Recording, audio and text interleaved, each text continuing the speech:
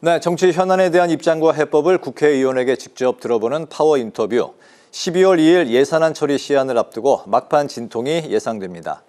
여당은 예산안 처리 뒤에는 사법개혁에 고삐를 죄일 것으로 보이는데요. 국회 예결위원이자 민주당 사법행정정상화 TF 위원이신 민주당의 김승원 의원을 모시고 관련 말씀을 자세히 듣도록 하겠습니다. 의원님, 오랜만에 뵙습니다. 반갑습니다. 네, 안녕하세요. 안녕하세요. 반갑습니다. 네, 반갑습니다. 먼저 예산안 심사 상황부터 좀 네, 여쭤보도록 하겠습니다. 728조 예산안 제출 때부터 여야 간의 이제 입장 차이가 이제 네. 크지 않았습니까? 정부 여당은 민생을 살리는 확장 재정이다 이렇게 네. 강조를 했었고, 반면에 국민의힘은 재정 건전성에 이제 방점을 찍었었고, 이거는 이제 윤석열 전 정권 때부터 좀 일관적으로 흘러왔던 그런 이제 분위기 같습니다.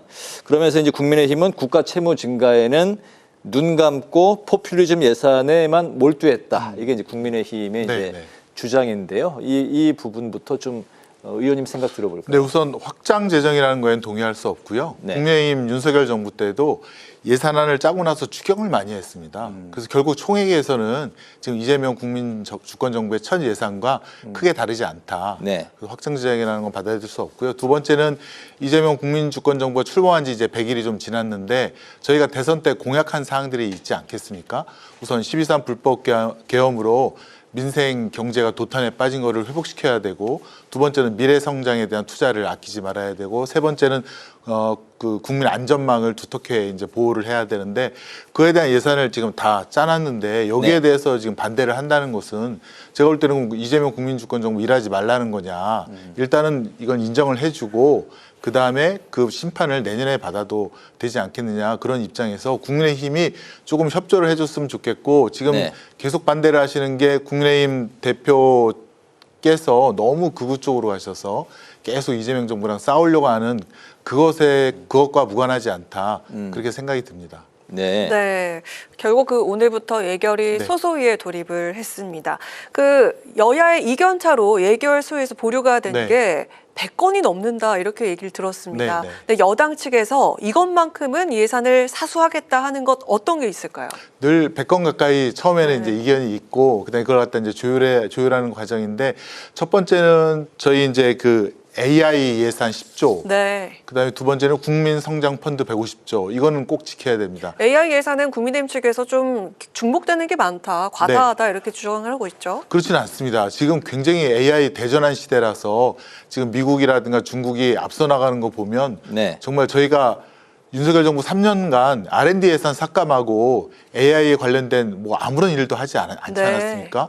석박사들이 지금 다 중국이라든가 해외에 나간 실정이고, 이거 지금 3년 동안 잃어버린 3년 회복하려면 지금 이거 갖고도 저는 모자란다고 생각을 하기 때문에 AI 예산과 국민 성장 펀드는 꼭 지켜야 되고요. 두 번째는 12.3 계엄, 불법 계엄으로 인해서 지금 마이너스 성장까지 지금 한 적이 있지 않습니까?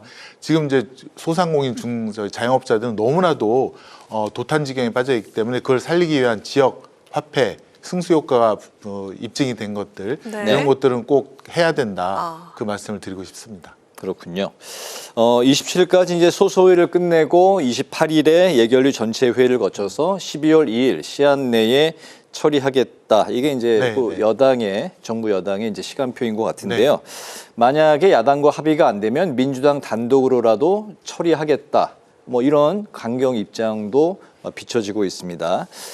지금 이제 야당과 대장동 항소 포기로 이제 대치 국면인데, 과연 이런 상황에서 12월 2일 시한 내에 합의 좀 어느 정도로 좀 관망하실까요? 여야 합의가 안 되면 정부 원안을 통과시킬 수밖에 없고, 그러면은 지금 국민의힘 의원들이 자기 지역에 수요가 있지 않겠습니까? 그 수요를 갖다가 반영한 증액안이 하나도 반영이 안 됩니다. 처리가 안 되면 국민의힘 의원들도 지금 그것에 대해서 굉장히 좀 목말라 하고 있습니다. 작년에도 그렇고 올해도 그렇고, 그런 지역의 수요를 반영시켜야 되는 그런 필요성이 있기 때문에 요즘 얘기를 하다 보면 국민의힘 공격 강도가 그다지 세지는 않았다. 그래서 이게 합의 처리될 가능성이 좀 높다라고 보고, 다만 명분을 어떻게 삼느냐, 그것만 지금 남은 것이 아닌가 이렇게 생각이 돼서 저는 약간 긍정적인 쪽으로 보고 있습니다. 12월 2일 법정 처리 12월 2일까지는 네. 해야 되지만 만약에 안 되더라도 네. 합의 처리할 가능성은 되게 높다. 그렇군요. 이렇게, 네. 판단하고 네. 있습니다. 곧 그 개엄 1년이 다가오는데요. 이 사법개혁 주제로 좀 넘어가 보도록 하겠습니다. 여당이 내란 재판부 설치 추진을 공식화를 했습니다. 그 김병기 원내대표의 말을 빌리자면은 대통령이 귀국하면 차질 없이 추진을 하겠다 이렇게 네네. 이야기를 했습니다. 지금 이 내란 재판 진행 상황과 그리고 내란 재판부 설치에 대해서는 어떻게 좀 전망하고 계십니까? 지금 내란 재판을 보면 그 담당한 지기현 부장판사라든가 한성진 부장판사가 지금 저는 변호인들에 의해서 그 개인은 물론 사법부가 모욕을 당하고 있다 이렇게 보고요. 그다음에 실체적 진실을 밝히기 위해서 용기를 내서 증언하러 나온 증인들을 지금 재판부가 보호도 못 해주고 있다. 지금 변호사들한테 계속 공격받고 있고 네. 방청하러 온 그구들한테 공격받는 이런 상황에서 이게 실체적 진실이 밝혀질 것이냐. 그래서 저는 지금 재판부가 네. 너무나도 자기 할 일을 못하고 있다고 생각하기 때문에 저는 내란 전담 재판부가 꼭 필요하고 그거는 1심부터 2심까지 또 영장 전담 재판부도 필요하다는 입장입니다. 왜냐하면 지금 영장 기각률이 순직해병 사건 같은 경우에는 10건을 청구했는데 9건을 기각을 시켰다고 합니다. 90%를. 네. 이런 적이 없었거든요. 그다음에 내란 그 재판 관련된 영장, 구속영장도 기각률이 거의 50%에 가까운 이런 이례적인 기각률은 오히려 지금 사법부가 내란의 실체를 밝히기보다는 내란 범죄자들과 동조하고 있지 않느냐. 오히려 진실을 밝히는데 소홀히 하고 있다. 그래서 지금 저희가 내란 전담 재판부의 필요성이라든가 국민적인 요구가 그 어느 때보다도 높다 이렇게 말씀을 드리겠습니다. 네. 또 이제 방금 그 내란 재판부와 함께 사법 개혁도 앞으로 좀 속도를 낼 걸로 네. 보이는데요. 사법 개혁 과제 중에 이제 첫 번째가 대법관 이제 증원인 것 같습니다.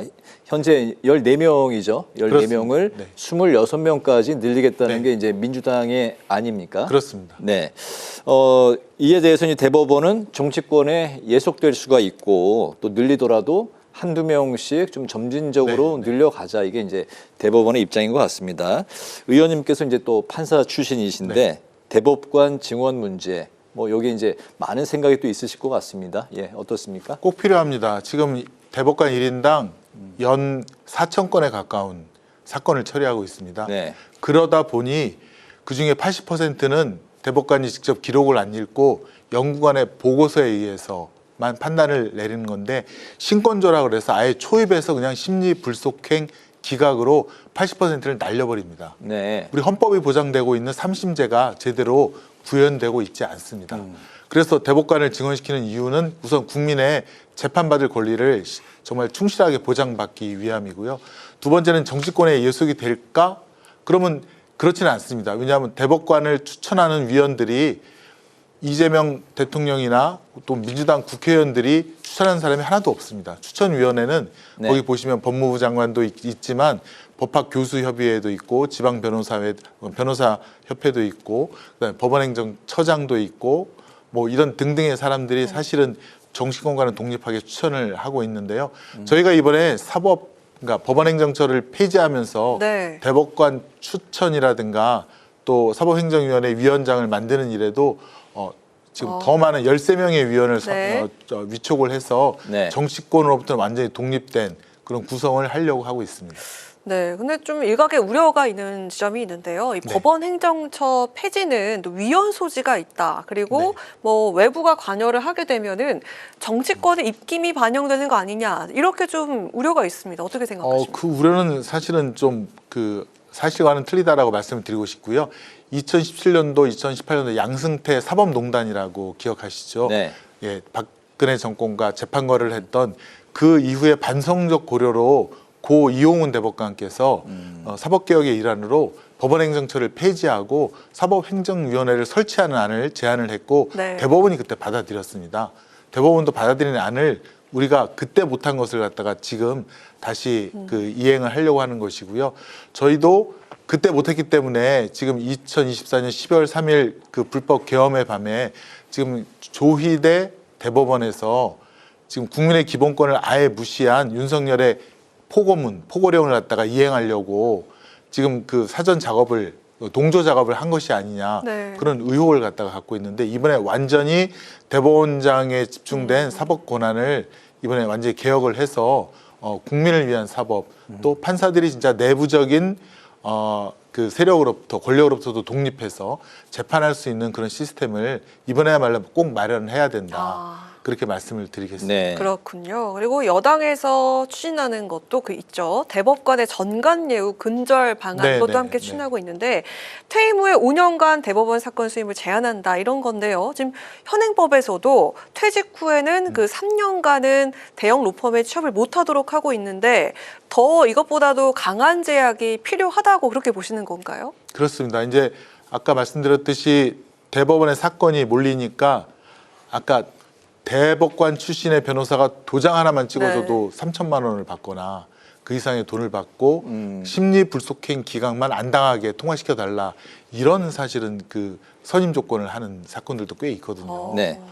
그럼 이걸 막기 위해서는 대법관께서는 명예롭게 퇴직하시고 5년 동안은 대법원 사건을 하지 마시되 다만 1심, 2심은 다 하실 수 있습니다. 네. 1심, 2심은 다 하실 수 있고요. 거기서 처음부터 실력 발휘하셔도 되고 또 요즘 추세가 대법관 하고 나신 분들이 되게 석좌 교수를 많이 합니다. 공익적인 일에 하기 때문에 대법관님들이 5년 동안 대법원 사건 수임 못하게 했다 하더라도 그렇게 반발은 크지 않을 것이다. 괜히 국민의힘이라든가 정치권에서 괜히 오히려 더 이상한 프레임으로 접근하고 있는 것이다. 저는 그렇게 보고 있습니다. 네네. 사법부를 정조준한 법안들이 동시다발적으로 지금 이제 계속해서 이제 추진이 되고 있는 것 같습니다. 말씀하신 이 대법관 증원, 재판 소원, 법 왜곡죄, 법원 행정처 폐지 등이 이제 거기에 이제 포함이 될 텐데요. 그 중에 일부는 뭐 또 이제 여러 가지 또 비판도 외부에서 좀 받고 있는 것 같습니다. 방탄 논란도 있고 또 위헌 논란 소지도 이제 있는 상황이기 때문에 역풍의 우려도 있다. 이렇게 이제 또 해석도 나오고 있습니다. 이게 좀 순풍으로 가기 위해서는 국민 지지가 이제 가장 필요할 것 같은데요. 그렇습니다. 국민의 지지를 등에 업은 사법 개혁이 되려면 좀 어떤 그 방안이 있습니까? 네, 국민의 공감대를 얻어야 되는데요. 그러기 위해서는 조희대 사법부의 폐해에 대해서 국민께 정확히 알려야 된다. 사실 사법부야말로 외적인 혹은 내적인 그 재판부의 독립이 가장 중요한데 지금 조희대 사법부는 너무 대법원장에 집중된 권한으로 일극 체제에 의해서 여러 가지 부작용을 지금 일으키고 있고 그것이 국민의 정서와는 다른 재판 결과가 지금 계속 나오고 있다. 예컨대 지기현 판사가 갑자기 윤석열을 시간 단위로 계산해서 풀어준다라든가 혹은 변호사들과 술을 먹은 사실이 드러났음에도 그 중요한 재판을 계속 맡기고 있다라든가 또 지금 이진관 부장판사는 정확하게 엄정하게 재판을 하는데 그것이 공격받는 거에 대해서 대법원이 아무런 입장 표명을 안 하고 있는 거라든가 그다음에 지금 지기현 판사의 재판이 지금 원래 12월에 변론 종결하고 이제 선고하기로 예정되어 있다가 이게 지금 1월 달로도 넘어가지 않았습니까? 다시 또 윤석열 씨가 구속기간 만료로 또 나오는 경우가 나오지 않는가 이런 우려를 좀 하고 있는데요. 그런 것이 지금 조희대 사법부, 조희대 대법원장의 이런 권한 집중으로 인한 그런 폐해이다 이런 거를 소상히 밝혀서 사실은 국민의 공감대를 꼭 얻고 싶고 지금 그래서 저희가 오늘 내란 특검에 가서 12월 3일 날 사법부에서 뭔 일이 있었는지 그에 대한 수사를 빨리 엄정하게 진행해 달라라는 요구를 했습니다. 그때 진실이 하나하나 밝혀지면 국민들께서도 사법부에 어떤 우리 민주당이 추구하는 법안이 필요하다는 그런 공감을 더 확실하게 얻을 수 있을 것 같습니다. 네, 김승원 의원님 별명이 있습니다. 수원의 해결사 맞습니까? 해결사. 네, 감사합니다. 그 수원갑의 재선 국회의원이시잖아요. 그리고 민주당의 경기도당 위원장을 또 맡고 계신데 지난 국감에서 좋은 평가를 받으면서 인상 깊게 눈여겨봤던 점이 있습니다. 국유재산 헐값 매각 의혹 그리고 로봇 청소기 개인정보 유출 문제 이걸 또 짚어주셨었는데 앞으로 그 의정 활동에서는 어떤 부분에 중점을 두고 좀 집중을 하실 정책이나 또 지역 현안이 좀 있으신지 이 자리에서 좀 길게 충분히 말씀해 주셔도 좋을 것 같습니다. 네, 일단은 국유재산 헐값 매각 의혹은 지금 윤석열 정부 때 1,400조나 되는 국가의 국유재산 그리고 1,100조에 달하는 그 공공기관의 공유재산이 있는데 이것들이 너무나도 감정평가 금액보다 심하게는 50%의 가격으로 팔려나갔다. 그 아마 특혜를 받은 사람들을 잘 지금 조사를 하고 있습니다. 그래서 이런 일이 없도록 국유재산, 공유재산을 잘 활용하는 방안까지 마련하는 것으로 그러니까 매짐을 지으려고 하고요. 지금 제가 또 집중하고 있는 것은 지금 조달 체계를 경쟁 체제로 바꾸는 일입니다. 지금 이제 조달 나라장터라고 해서 딱 하나의 조달 체계로 되어 있는데 시가보다 많게는 30% 이상 비싼 그런 상황인데요. 지금 조달 액수가 81조 정도 됩니다.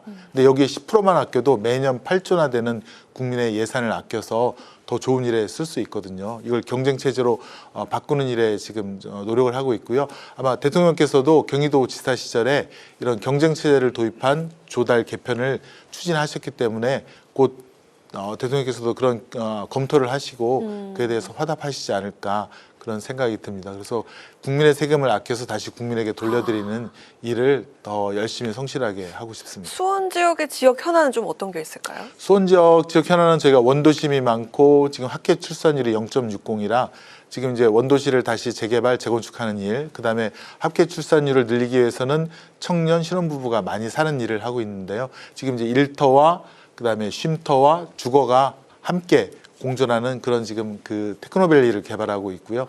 그다음에 수원에는 수원 화성이라는 좋은 문화재가 있는데 이게 40년 동안 그 문화재에 의한 규제가 있습니다. 규제를 합리적으로 푸는 일도 지금 하고 있고, 그다음에 철도라든가 이런 광역 교통망을 개편하고 신설하는 일도 지금 하고 있습니다. 네, 알겠습니다. 마지막 질문 그 좀 짧게 하나만 좀 더 답변 들어볼까 하는데요. 현재 여러 전국이 이제 여야 간에 이제 얽히다 보니까 또 이제 야당에서는 필리버스터 카드를 검토하고 있는 것 같습니다.